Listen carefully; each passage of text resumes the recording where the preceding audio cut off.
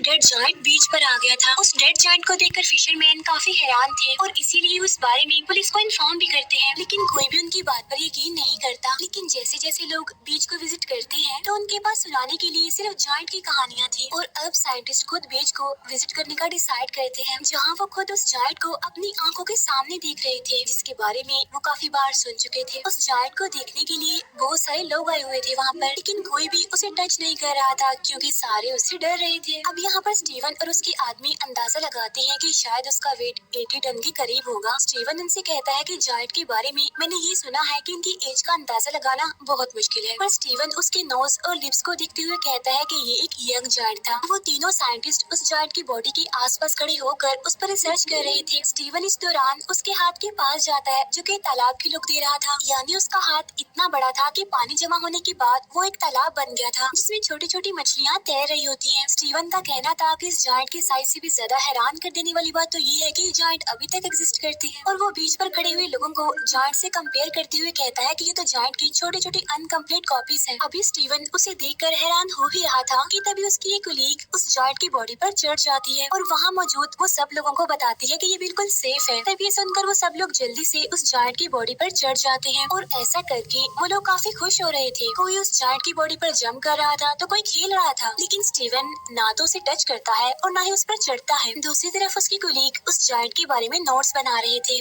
और जैसे जैसे टाइम गुजरता जा रहा था वहाँ उस जायंट से खेलने के लिए लोग कम होते जा रहे थे क्योंकि सब लोग अपने अपने घर जा रहे थे। फिर 3 दिन के बाद स्टीवन दोबारा यहाँ पर आता है क्योंकि उसका उस जायंट में इंटरेस्ट बढ़ गया था और उसका दावा था कि उसे इस जायंट पर नजर रखते हुए कोई भी परेशानी नहीं हो रही है क्योंकि वो जायंट उसके आसपास के लोगों की निस्बत ज्यादा जिंदा था। फिर वो दिखता है कि वहाँ पर कुछ बच्चे जायंट के ऊपर स्लाइड खेल रहे हैं और कुछ आदमी तो उस जायंट को काटने की तैयारी कर रहे थे। तो आज वो जायंट के पास देर तक रुकने का इरादा करता है ताकि जायंट के पास कोई भी ना हो, लेकिन जैसे ही वो जायंट के पास आता है तो वो दिखता है कि जायंट डिके होना स्टार्ट हो गया है और उसका हर एक बॉडी पार्ट काफी अजीब दिख रहा है। अब यहाँ वो जायंट के कान पर एक लड़की को देखता है जो उस जायंट के कान को एज अ चेयर यूज कर रही थी। स्टीवन नोटिस करता है कि जायंट के फेस से उसकी यूथफुल लुक खत्म हो गई है, यानी अब वो जवान नहीं दिख रहा। तो वो अंदाजा लगाता है कि समंदर में बहुत अरसा रहने की वजह से उसके टिश्यूज खराब हो गए हैं, जिसकी वजह से उसकी बॉडी काफी जल्दी खराब हो गई है। स्टीवन जायंट के फेस पर एक इंसेक्ट देखता है जो कि उसके मुंह में जा रहा था। तब स्टीवन सोच रहा था कि इंसेक्ट के उसकी मंजिल तक पहुंचने से पहले ही ये जायंट डिके हो जाएगा, और अब स्टीवन बहुत ज्यादा हिम्मत करके उस जायंट के ऊपर चढ़ता है। अब जायंट की चेस्ट पर चढ़ने के बाद वो जायंट की बाजू को देख रहा था जो बिल्कुल डिके हो चुका था और कुछ बचा हुआ पार्ट्स इंसेक्ट्स और बाकी बर्ड्स खा रहे थे। यहाँ अब उसकी आंखों के ऊपर अब एक अजीब सा कवर आ गया था जो कि उसकी आईज को भी एक तालाब जैसी लुक दे रहा था। फिर स्टीवन उसकी आंखों में अपना शेडो देखता है और सोचता है कि इस जायंट के डिके होने की तकलीफ उस तकलीफ से कम है जो उसे तन्हाई ने दी है। इसके बाद वो यहाँ से चला जाता है। फिर नेक्स्ट टाइम जब स्टीवन उस जायंट के पास जाता है तो देखता है कि उसकी आर्म्स और लेग्स डिके हो चुके हैं और अब वो उसकी बॉडी को गौर से देख रहा था जहाँ पर जायंट की बॉडी की इंसल्ट की जा रही थी, और इंसल्ट करने वाले कोई और नहीं बल्कि इंसान ही थे। अब हालांकि ये जायंट भी तो इंसान की तरह का ही एक क्रिएचर था। फिर नेक्स्ट डे स्टीवन जब दोबारा से उस जायंट के पास आता है तो वो देखता है कि उस जायंट का तो सर भी उतार दिया गया है और बर्ड्स और इंसेक्ट्स उस जायंट को खा रहे हैं। अब सर के बगैर उसकी बॉडी इंसानों जैसी बिल्कुल भी नहीं लग रही थी। अब इसी के साथ ही स्टीवन और इस डेड बॉडी का रिलेशन भी कम हो रहा था जो कि इस डेड बॉडी ने बनाया था।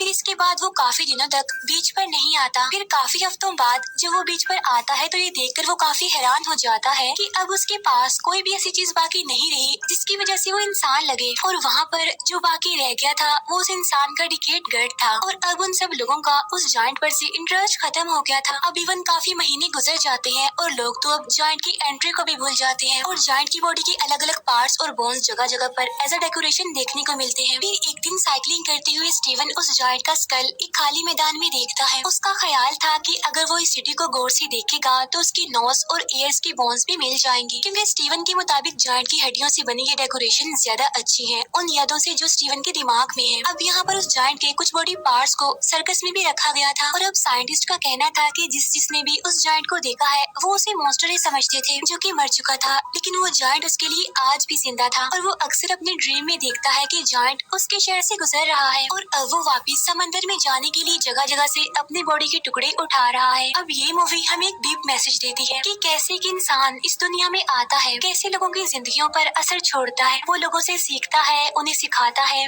लेकिन फिर जब वो इस दुनिया से चला जाता है तो लोग उसे भूल जाते हैं। इवन दिन, महीने, साल गुजर जाते हैं लेकिन कोई उसे याद नहीं करता। सेम ऐसे ही जैसे हमने इस मूवी में देखा कि कैसे एक जायंट आया और सबके अट्रैक्शन बन गया, लेकिन फिर वही बात, दिन, महीने, साल गुजर गए लेकिन किसी को वो याद नहीं रहा। असल में यही इंसान की जिंदगी का कड़वा सच है कि जब तक कोई इंसान जिंदा रहता है तो लोग उसे याद रखते हैं, लेकिन अगर वही इंसान मर जाए तो थोड़े ही दिन बाद लोग उसे भुला देते हैं। और अब मैं एक्सप्लेन करूंगी आइस एज मूवी को। इस मूवी के स्टार्ट में हम एक कपल को देखते हैं जो एक न्यू अपार्टमेंट में शिफ्ट हुए थे। उनमें से आदमी जिसका नाम रॉब था वो अपने घर में कुछ सामान लाते हुए नजर आता है। मीनवाइल उसकी वाइफ गेल घर में सामान सेट कर रही होती है। गेल को अपने इस न्यू अपार्टमेंट में एक पुराना फ्रिज नजर आता है जो कि लैंडलॉर्ड इस घर में छोड़ गया था। अब गेल उस अगले फ्रिज से परेशान थी, पर रॉब उसे कहता है कि पुरानी टेक्नोलॉजी में जरूर